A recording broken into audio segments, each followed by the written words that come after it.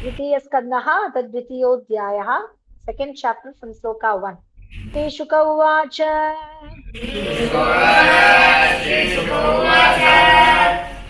एवं पुरा धारणया त्वयोनिः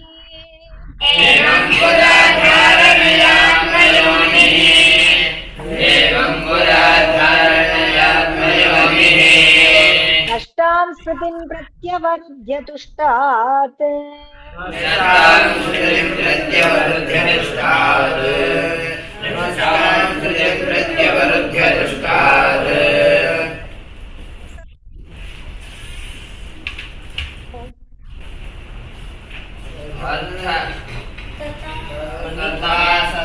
अमोघदृष्टि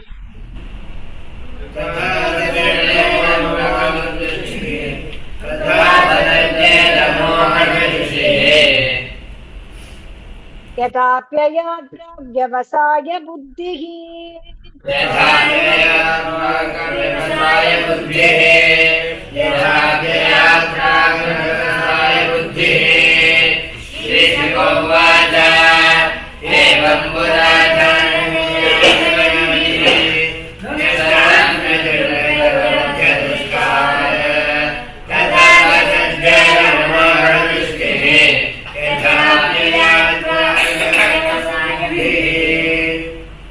शाब्दस्य हि ब्रह्मण एष पन्था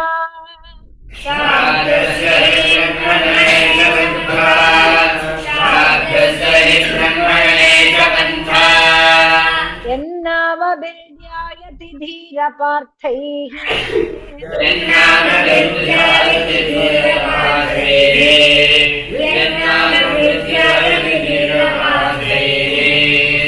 परिभ्रमन् तत्र न विन्दतेऽर्थान्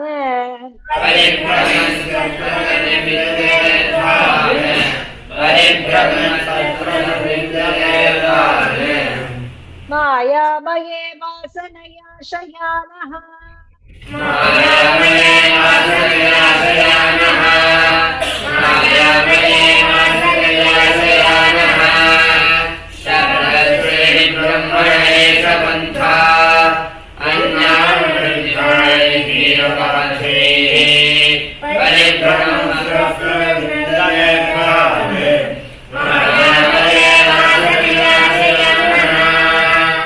अतः कविर्नाम सुयावदत्तः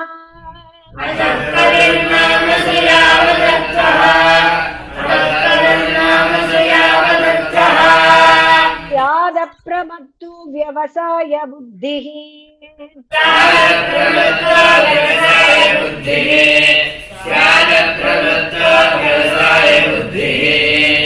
सिद्धेन्यथार्थेन यतेत तत्र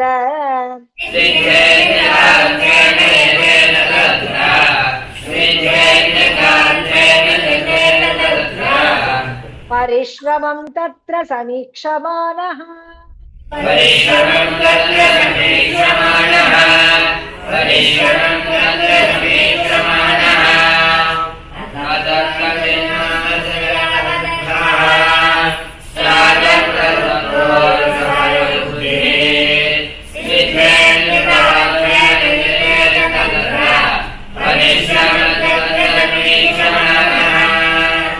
सत्यांशितौ किं कशिपोः प्रयासैः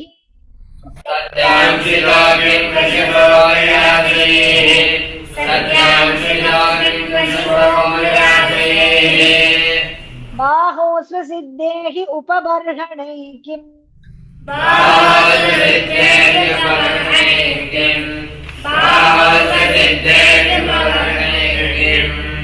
सत्यञ्जलौ किं पुरुधान्नपात्र्या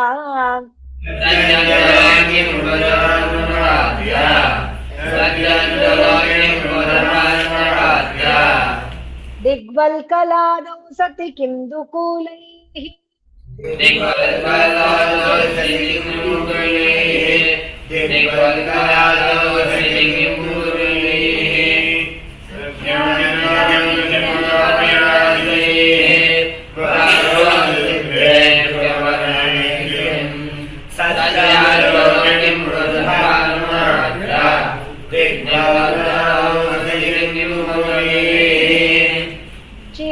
क्षीराणि किं पति न सन्ति दिशन्ति भिक्षा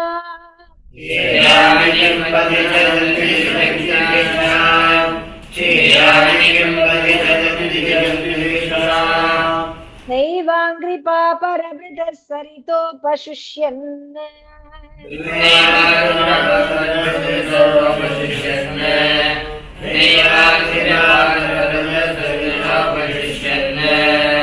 वृद्धा गुहा किमजितो वतिनोपसन्नान्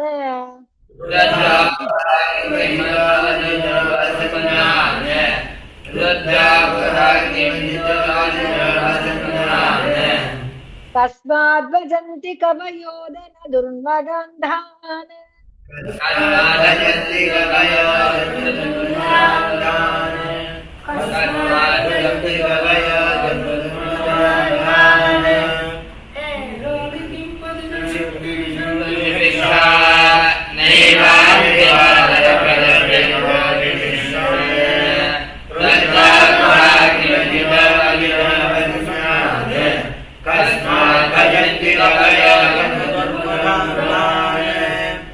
एवं स्वचित्ते स्वत एव सिद्ध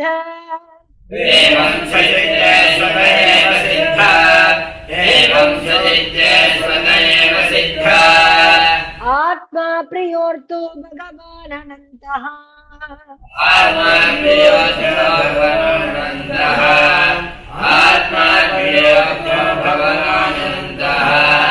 तं निर्वृतो नियतार्थो भजेत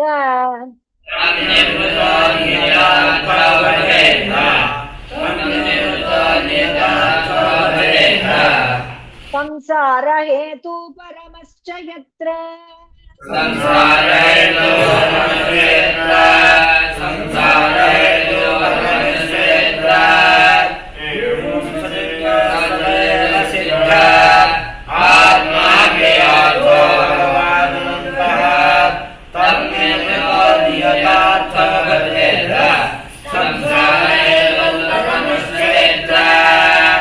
तस्तां त्वनादृत्य पराणुचिन्तामृते पशून सतीं नाम युञ्ज्यात्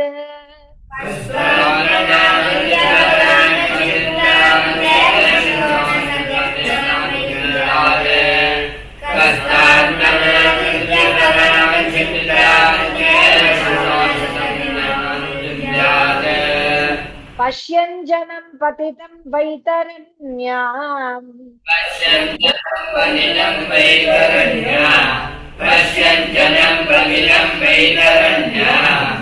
स्वकर्मजान् परितापाञ्जुषाणम्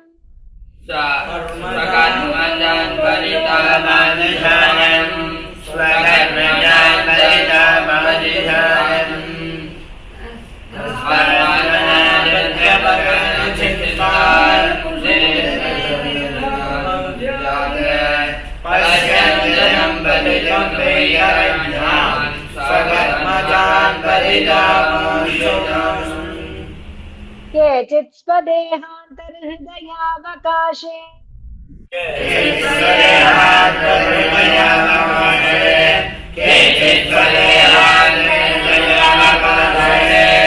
प्रादेशमात्रं पुरुषं वसन्तम्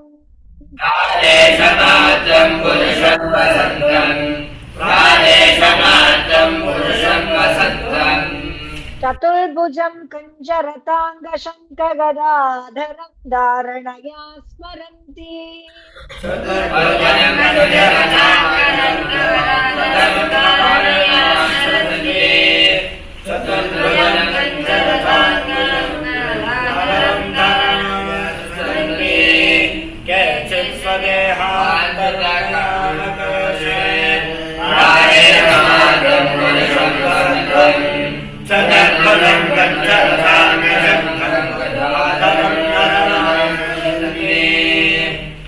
प्रसन्नवक्त्रं नलिनायते क्षणम्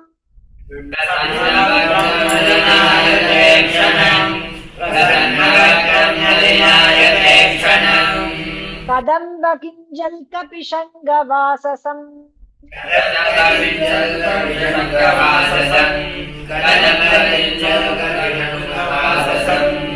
लसन्महारत्न हिरण्मयाङ्गदम्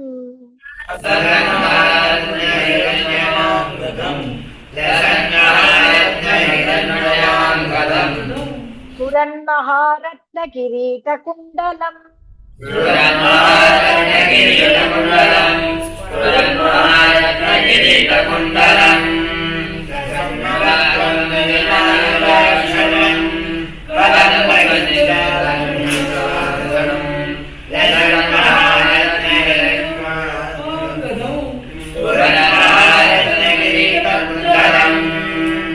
उन्निद्रहृत्पङ्कजकर्णिकालये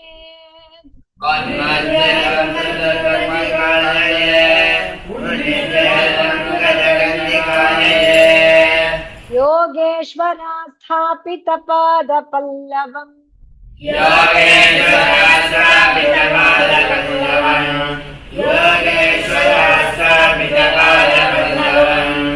श्रीलक्ष्मणं कौस्तुभरत्नकन्धरम्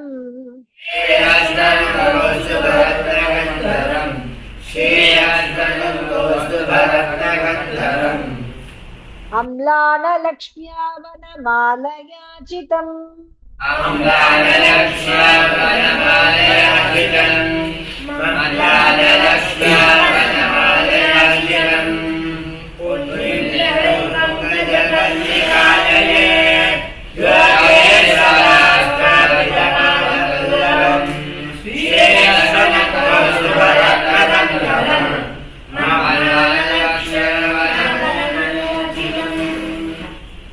श्रीलक्ष्मणं कौस्तुभरत्नकन्धरम् अम्लानलक्ष्म्या वनमालयाचितम्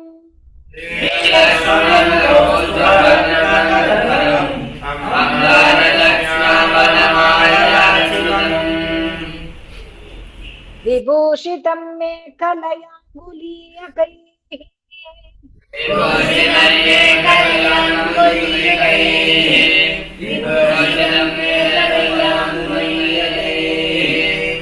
महादनैर्पुरकङ्कणादिभिः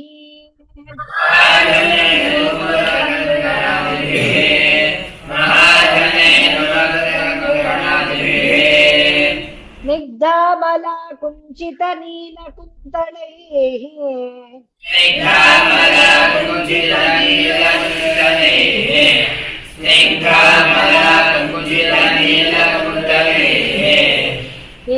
विरोचमानाननः सभीषणम्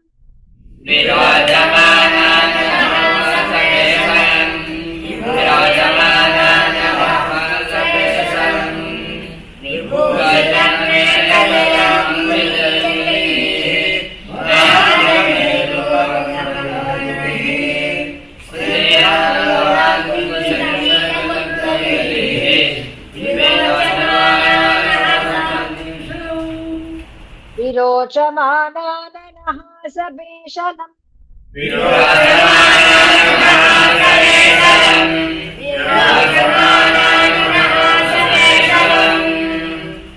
अदीनलीलाहसि दीक्षणोल्लसत्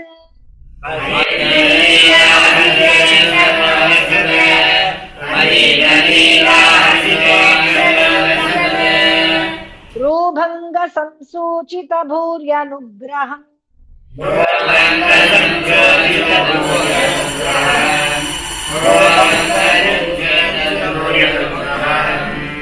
ईक्षेत चिन्तामयनेममीश्वरम्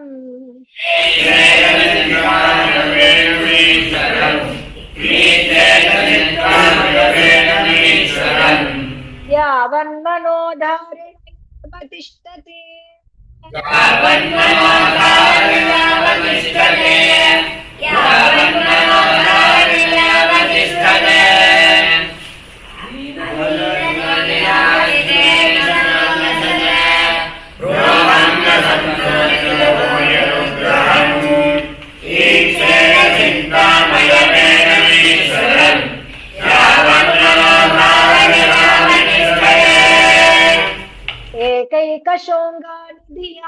एकैकशोङ्गानिधियानुपावेत्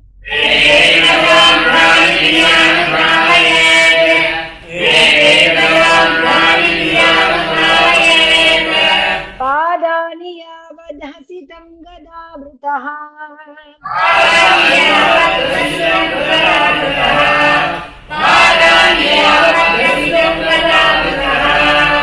जितं जितं स्थानमपोह्य धारयेत्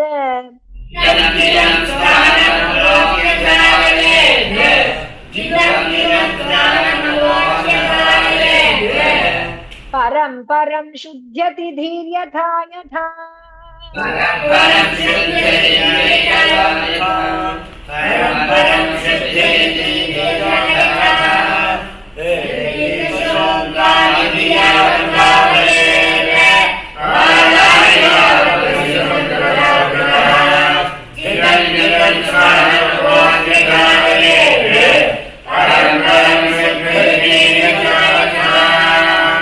यावन्न जायेत परावरेऽस्मिन्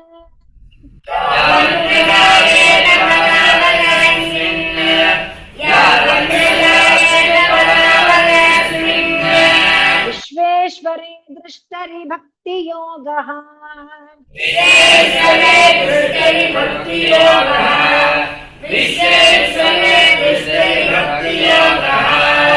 तावत्स्तवीयः पुरुषस्य रूपम्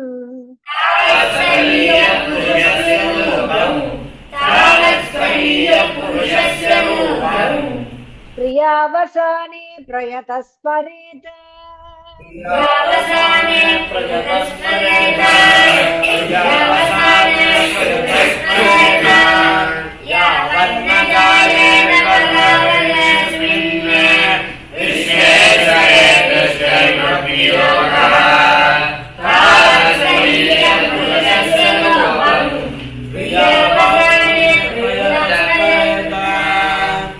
स्थिरं सुखं चासनमाश्रितो यतिः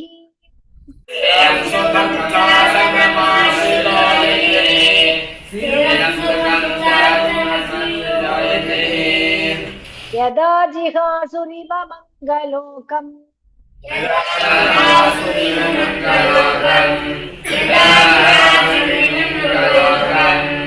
काले च देशे च मनो न सज्जयेत्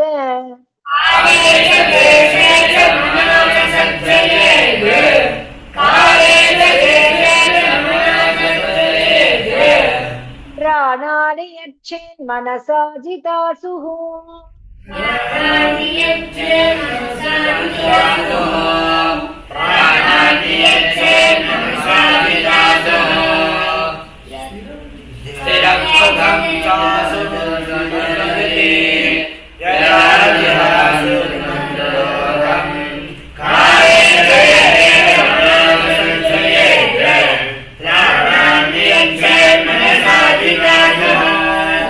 मनस्वबुद्ध्या मलया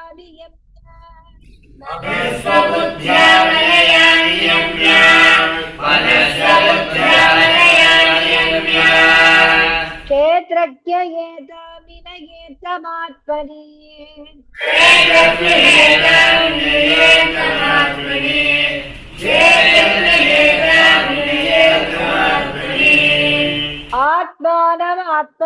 आत्मनि अवरुध्य धीरः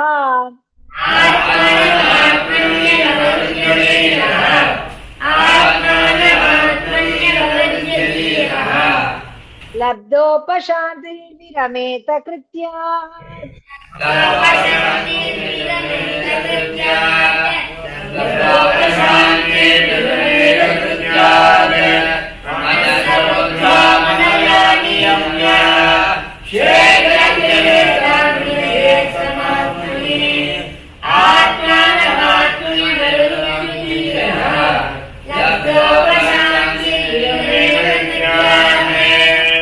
न यत्र कालो निमिषाम्बरः प्रभुः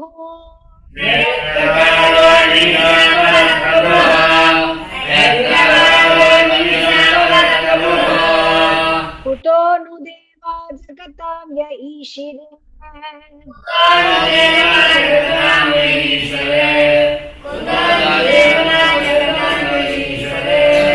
न यत्र सत्त्वं न रजस्तमश्च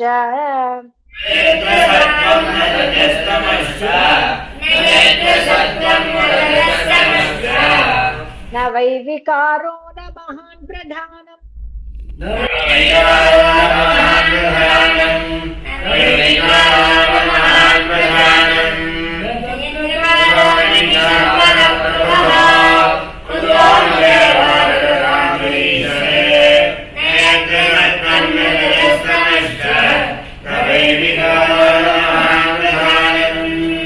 परं पदं वैष्णवमाननन्ति तत्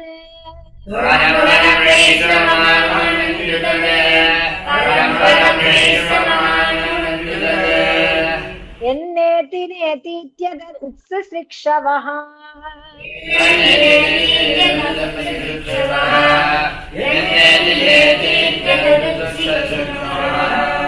विसृज्य दौरात्म्यमनन्यसौहृदा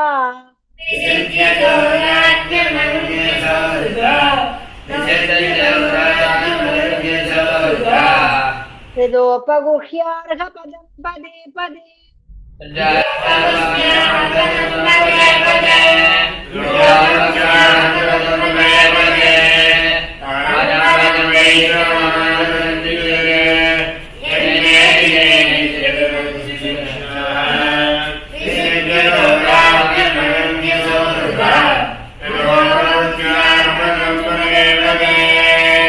इत्थं मुनिस्तु परमेद्यवस्थितः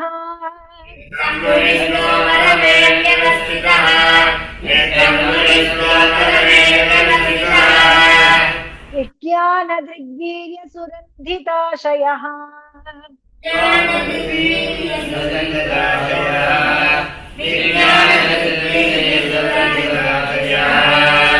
स्वपार्शिना पीड्य गुदं ततो नीलम्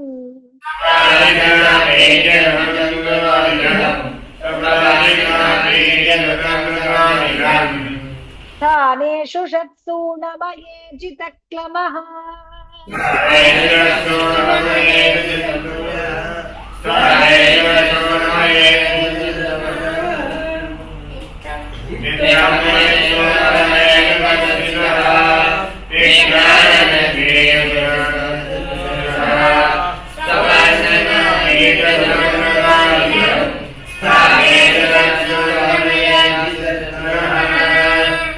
नाभ्यां स्थितं हृद्यधिरोप्य तस्मात्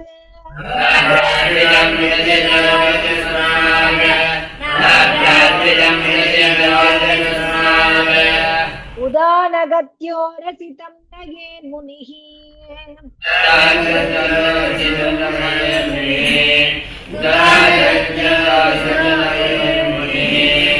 ततोऽनुसन्धाय धिया मनस्वी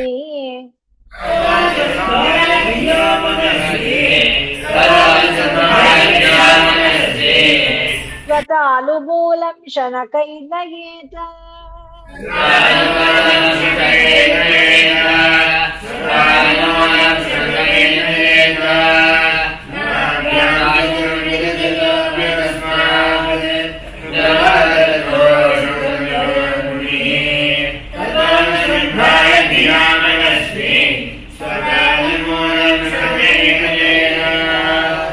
श्री हरये नमः। श्री हरे नमः, श्री हरे नमः, श्री हरे